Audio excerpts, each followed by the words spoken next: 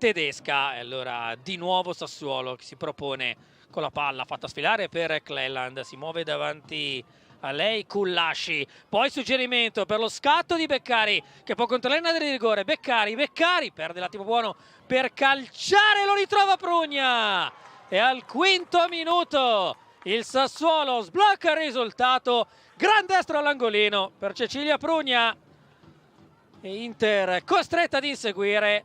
Inter che si è fatta cogliere impreparata da questo rapido ribaltamento di fronte da parte della squadra ospite.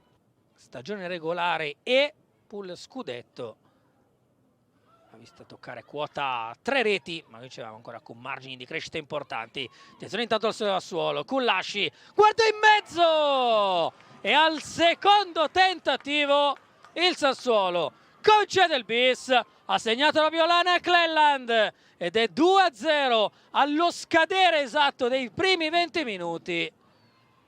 Ancora una volta troppa disattenzione, troppa possibilità di andare a effettuare il controsorpasso, visto che gli impegni ufficiali dell'Inter si chiudono questo pomeriggio. Intanto occhio alla deviazione da parte di Filangieri con la parata in qualche maniera di Zettinia. Poi l'intervento e il calcio di rigore. Calcio di rigore per il Sassuolo, l'intervento. Si va a chiedere anche il conforto dell'assistente, qua rivediamo. Una deviazione, una respinta difettosa da parte di Zettinia. Ancora Sassuolo con Beccari che cerca di metterla in mezzo. E questo è Cesar che sembra però colpire nettamente il pallone. Invece indica il dischetto Deusanio di volare sul 3-0 con il destro di Cleland che si concede il lusso della doppietta. È l'ultimo highlight di un primo tempo che certifica il dominio del Sassuolo di Piovani, avanti di 3 reti, estremamente pericolosa da 2 passi da parte di Cesar. Inter ancora una volta ad un passo dall'1-3.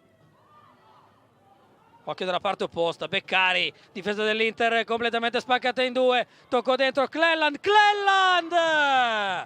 è tripletta, è 4-0 per il Sassuolo. L'Inter aveva fatto in tempo a rimettersi a posto, a riordinarsi, ha preso un altro 2 contro 2 sugli sviluppi della vincitrice senza alcun tipo di discussione. Già dalla stagione regolare si era capito che non ci sarebbe stato nulla da fare per Juventus, Fiorentina, per le altre contendenti.